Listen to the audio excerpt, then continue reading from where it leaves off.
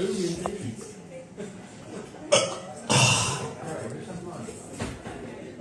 no.